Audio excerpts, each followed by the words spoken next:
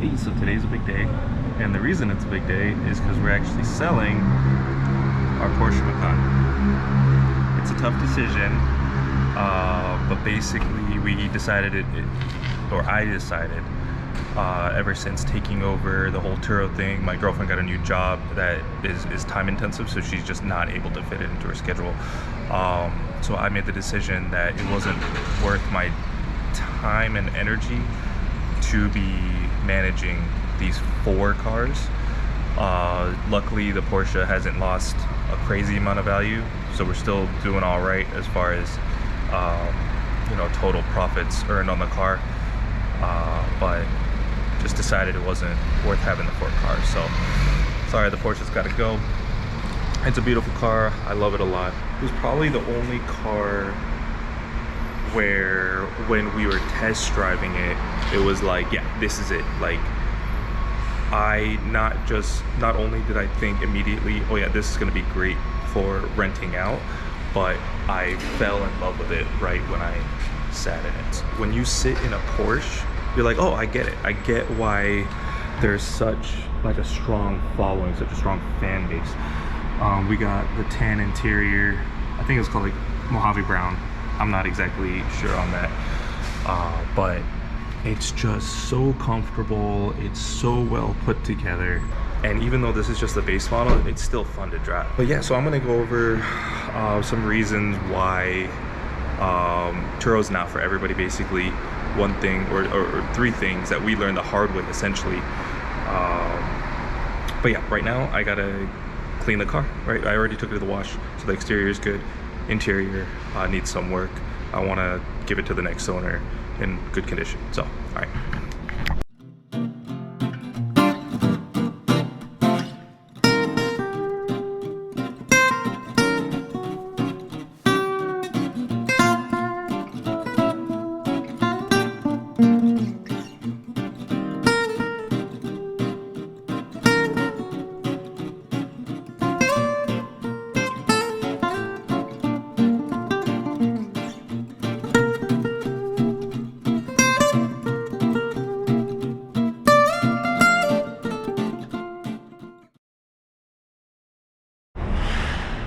Alright, so just got done with the mats.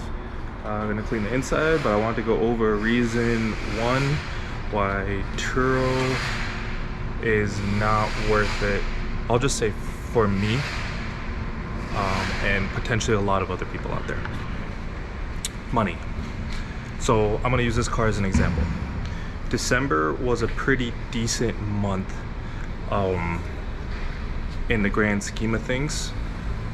Summer was like bonkers, obviously, but that's a freak incident, right? No rental cars, everybody coming to Hawaii all at once, so it was the perfect storm, right? So I'm not going to use those months of revenue as an example, because that's not how things are ever going to be again.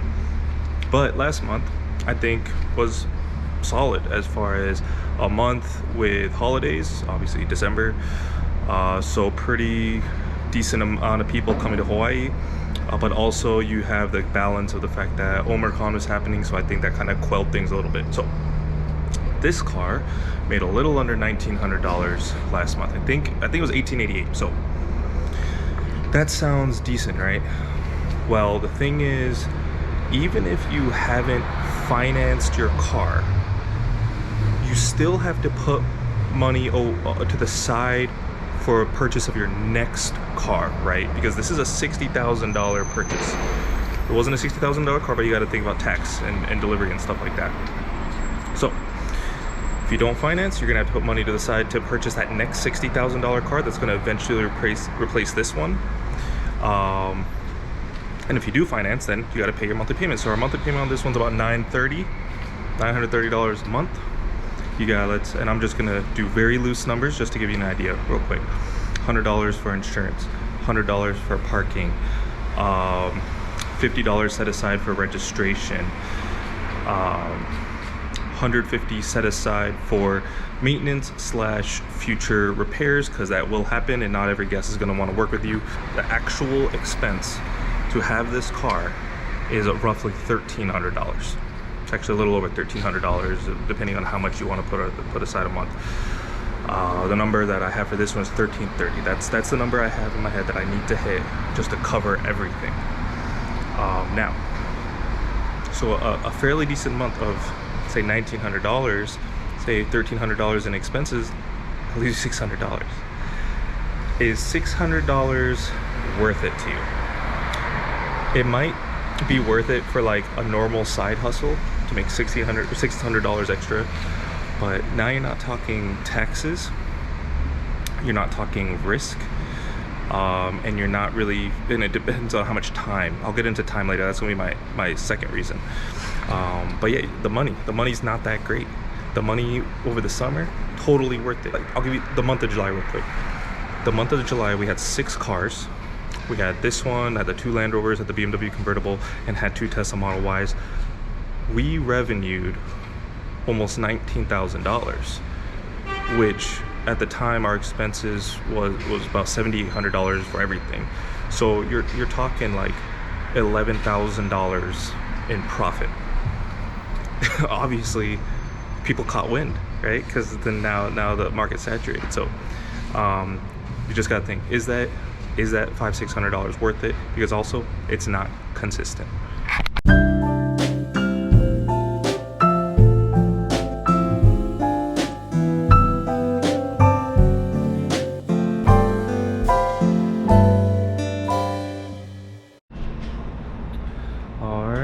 Just got done cleaning the car, and I wanted to go over points 2 and 3 of things that prospective Turo hosts should think about prior to diving in. We touched on money, how the money's actually not that great. The second thing I want to touch on is time, right? So you're going to be sacrificing a lot of your time to taking care of these cars. So taking to the car wash and then doing the interior. On average is about 2 hours. Obviously it can get a lot worse if the car's in a terrible state, which, you know, that'll happen from time to time. And then it's about, like, if we're delivering to the airport, for example, that's minimum an hour. Like, if everything goes very smoothly, like driving out to the airport, stopping at the gas station, do the one stop, just everything is at least an hour. So usually it's more an hour and a half in that range. So now you're talking 3.5 hours. And then you gotta go get the car, right? So getting the car is a little simpler because, you know, you're just going and getting it, and you're doing an inspection, but there is no like last wipe down, getting gas, stuff like that. So that's an hour. So now you're talking 4.5 hours of your life every time you have to deliver a car, and that's 7 days a week. That's any day of the week. A lot of people run with a 1-day minimum. That's the default. Can you imagine, like, it's not fun doing what we did, 1-day minimums initially, and it's not a good time. Like spending 4.5 hours a day for one car, and if you have multiple cars, yeah, it gets a little hairy. So time. If you have a 9 to 5, you gotta really think about the time. All right, and thirdly, commitment. When you go out and do like what we did, which was go and buy new cars, one huge thing you're gonna have to deal with, more so than a used car, is depreciation. Because of that depreciation, you are making a commitment to your Turo business. If you know you go out and buy 6 cars like we did, you're stuck with those cars for a certain period of time. You're not going to be able to try it out for a month and decide, you know what, I don't really like it, it's not fun, the money's not worth it, whatever, and then sell the cars. I mean, if you have just like a fat bank account where you can take the hit on depreciation, oh yeah, sure, you can do that. But for the average person that's looking into doing this, like, I would say we're all like pretty average financially wise. We're not, you know, millionaires that are just bored and want a side hobby. So yeah, you're making a commitment to your business. We started with 6 cars. The only reason we've been able to downsize to 3 after we sell this car is because the Teslas held their value ridiculously. Actually, the standard range appreciated. That's never gonna happen again, ever, right? With this chip shortage, this is just once in a lifetime kind of thing. The reason we bought new cars, a lot of the typical stuff that you would think about, which is like warranty, the fact that you're not risking having a salvage title, you know, everything is going to be good to go from Turo. You're not risking like that 2 owners ago somebody used it for Turo and the VIN's taken and now you found out too late, right? You're not risking any of those things. Plus the fact that we knew that there was going to be a certain level of competition. We felt as though having new cars gave us a leg up, not just now, but it allowed us to have longevity. So, you know, when you're going out and buying 2018s, that's still really, really marketable in the year 2021, 2022. But what happens in like the year 2025, you know what I'm saying? So like, I tried to think of like, okay, 2018 sounds good now, but what does a 2015 sound like? Because that's what a 2018 is gonna sound like in 3 years.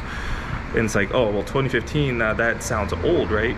Well, in 3 years, this 2021 Porsche is still gonna be pretty acceptable. It's gonna be like the current 2018. So I saw it as it's gonna be easy to rent these out for the life of the finance length, which is 72 months, right? That's 6 years. So it's like, oh yeah, 6 years, even 6 years from now, there's still gonna be people that wanna rent a 2021. It might not be the same amount per day, but at least it'll still have a market. So that was our large logic of buying new versus used. But yeah, you are making that huge commitment. So those are the 3 things: money, time, commitment. And it's not something you should take lightly. That affects your life. If you want to be a homeowner in the next few years, it'll greatly affect that. Like, banks are not going to appreciate seeing the fact that you have a fleet of cars financed. It'll just make everything a lot more difficult, and it will hurt your credit score depending on what you're trying to do with your credit. That's obviously a problem. So stuff to think about. Thanks. So I'm here at a bank about to meet the new buyer. As I mentioned at the start of the video, we are selling the Porsche Macan. We have the Evoque over there. That's gonna be my ride home. My girlfriend was nice enough to follow along so that I wouldn't be stranded. I wanted to wrap things up by just talking about who I think Turo is good for. I think Turo is great for the person that wants a car they can't really afford and doesn't mind renting it out to make the car payment. So like, if I had to do everything all over again, I would probably get like a BMW 4 Series convertible again, but maybe a nicer version, like the it's not a V6, the inline 6, so the 440i as opposed to the 430i, and just use that car for Turo, rent it out until it hit its car note amount, and then when it's not rented out, I get to have fun with it, right? So basically a car that you can have fun with when it's not rented out, that you've always wanted, maybe can't really afford. Or on the flip side, you're a person that's really, really risk tolerant, and you're willing to go out in a short amount of time and go and get financing for a bunch of cars. I'm talking specifically minimum 10 cars, because that's when you can qualify for most like commercial insurance plans. So yeah, that's the way I see it, is either you just get that one car, maybe if you really want to push it, get 2 of your quote-unquote dream cars, but I would just get one. Just get whatever one car. I'm a car guy. Like, I would get the one car I really, really want, rent it out just to cover the monthly payment, enjoy it the rest of the time. And if I was a lot more risk averse and willing, actually not just risk tolerant, is willing to like dedicate your life to it. That's a huge thing. You have to be willing to dedicate your life to Turo if you're gonna have something like 10 cars. So I'll tell you, 6 cars, even with my girlfriend's help, that was a lot of work. So anyways, appreciate your time. If you don't mind hitting the like button, subscribe, that's the stuff I think I'm obligated to say. Anyways, yeah, appreciate your time. Peace.